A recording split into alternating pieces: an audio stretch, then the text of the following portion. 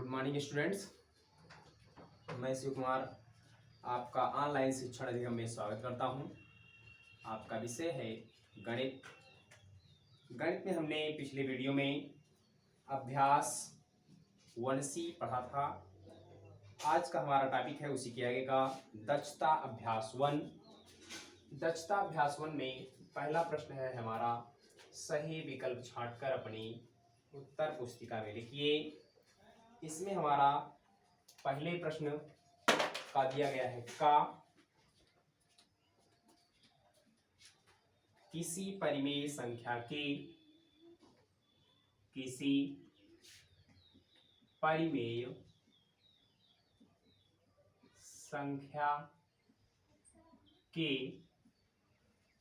समतुल्य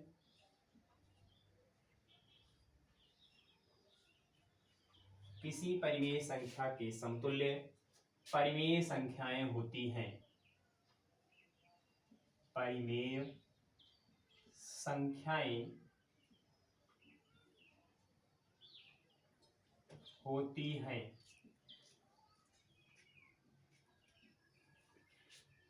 इसमें हमारा पहला विकल्प है 1, दूसरा विकल्प है हमारा 2, तीसरा विकल्प है इसमें का 50 और चौथा विकल्प है आपका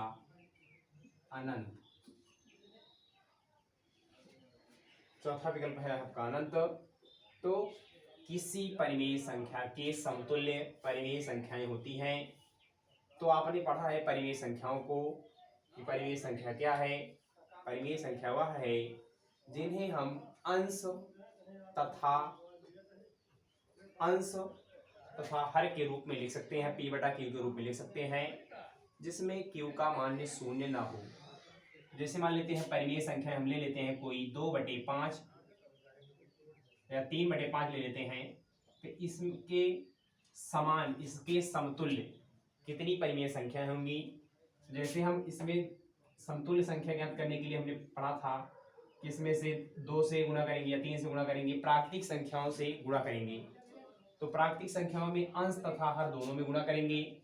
जैसे इसमें गुणा करते हैं 2 दूनी 4, 5 दूनी 10, ये इसकी पहली समतुल्य परिमेय संख्या हो गई।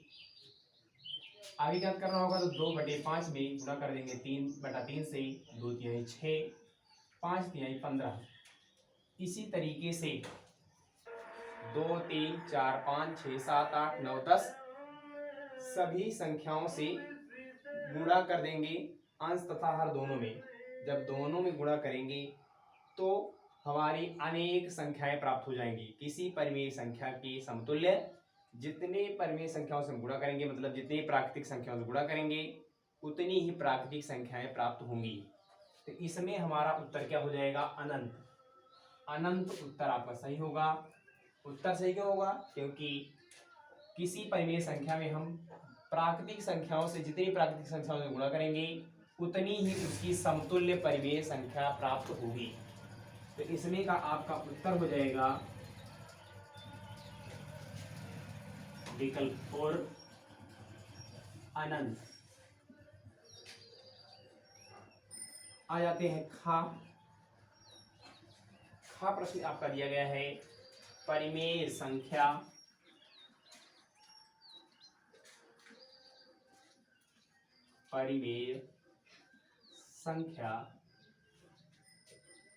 -16/80 का सरलतम रूप है। इसमें आपका विकल्प दिया गया है, पहला विकल्प है 1/5, दूसरा विकल्प दिया गया है -1/-5, तीसरा विकल्प दिया गया है इसमें का -1/5, चौथा विकल्प है आपका -2/5।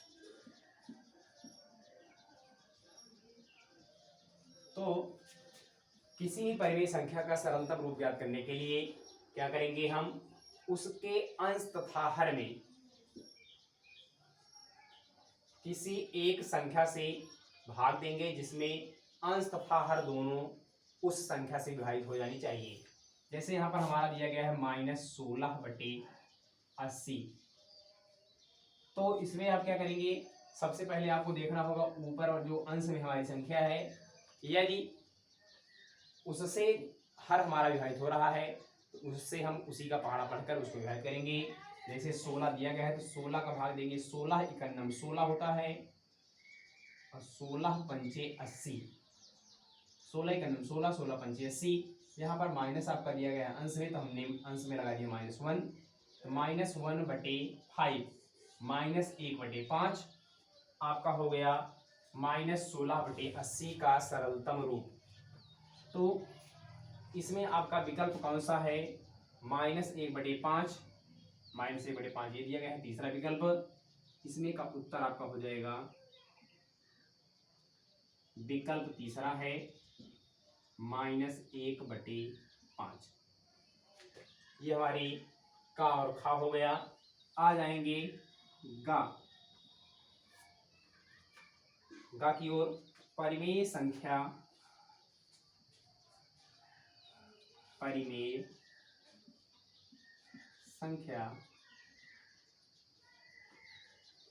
40/-25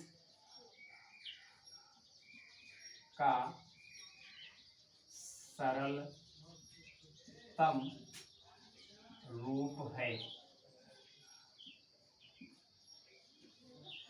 परिमेय संख्या 40/-25 का सरलतम रूप है। इसमें आपका विकल्प दिया गया है, पहला विकल्प है इसमें का 8/25,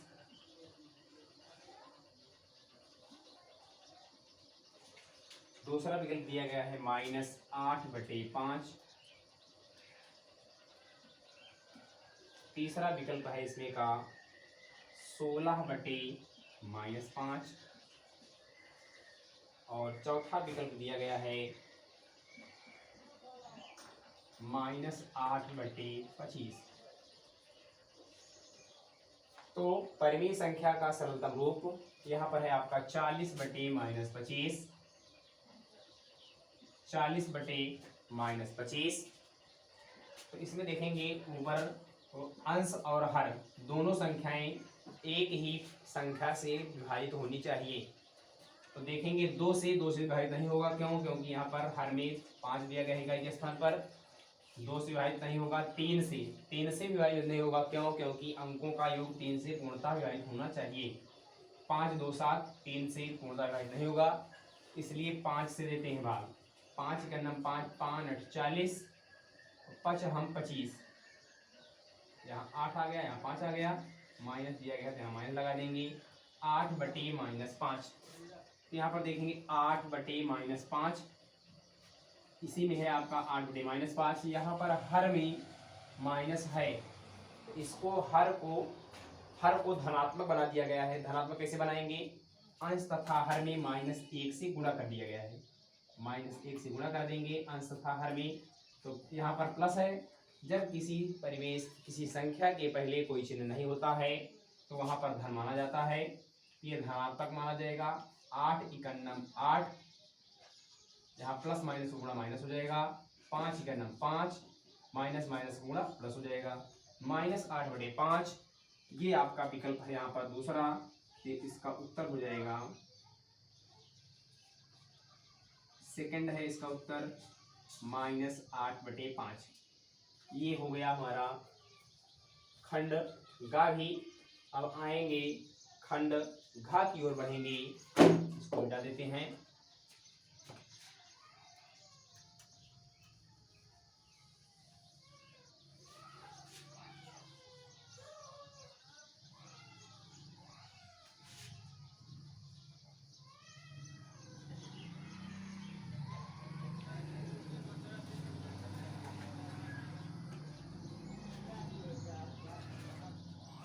खंड घा की ओर बढ़ेंगे। खंड घा है आपका कि 2 असमान परिमेय संख्याएं, घा 2 असमान परिमेय संख्याओं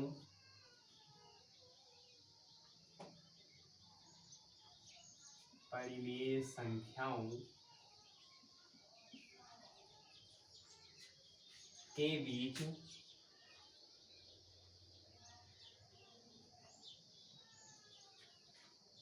परिमेय संख्याएं होती हैं।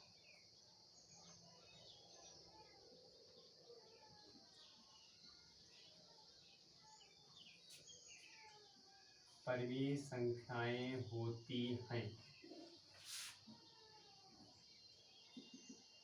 इसमें आपका पहला विकल्प दिया गया है 10, दूसरा विकल्प है आपका 20, तीसरा विकल्प है आपका इसमें दिया गया है अनंत,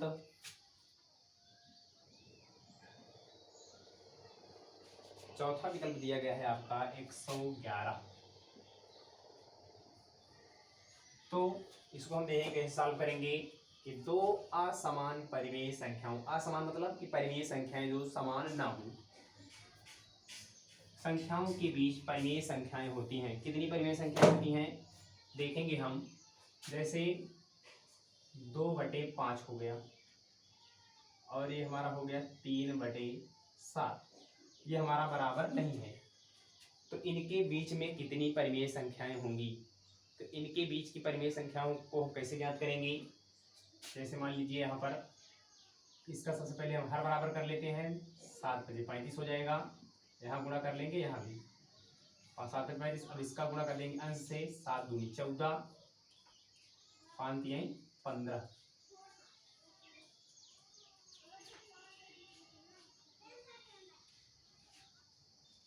अब इसके बीच में परिमेय संख्याओं ज्ञात करने के लिए इसको आप x मान लेंगे, इसको y मान लेंगे और 1/2 से गुणा कर देंगे। तो जो संख्या प्राप्त होगी वो आपकी इन दोनों परिमेय संख्याओं के बीच की पहली परिमेय संख्या होगी, पहली परिमेय संख्या होगी। और उसके बाद जो ज्ञात होगा उसी से फिर हम जो ज्ञात होगा उसको x मान लेंगे और जो ये दिया गया है इसको हम y मान लेंगे। सूत्र पर रख देंगे बीच की परिमेय संख्या ज्ञात करने के लिए 1/2 गुणे ब्रैकेट में x + y। तो हमारी इसी प्रकार से जितना ज्ञात होगा उससे हम गुणा करते चले जाएंगे, हमारी अनेक प्राप्त संख्याएं प्राप्त होंगी। तो इसका उत्तर आपका हो जाएगा घ का विकल्प है आपका थर्ड, अनंत। इसमें भी आपकी अनंत संख्याएं प्राप्त होती हैं। तो आज की वीडियो में बस इतना ही। आगे वीडियो में हम मिलते हैं अगला क्वेश्चन लेकर। धन्यवाद।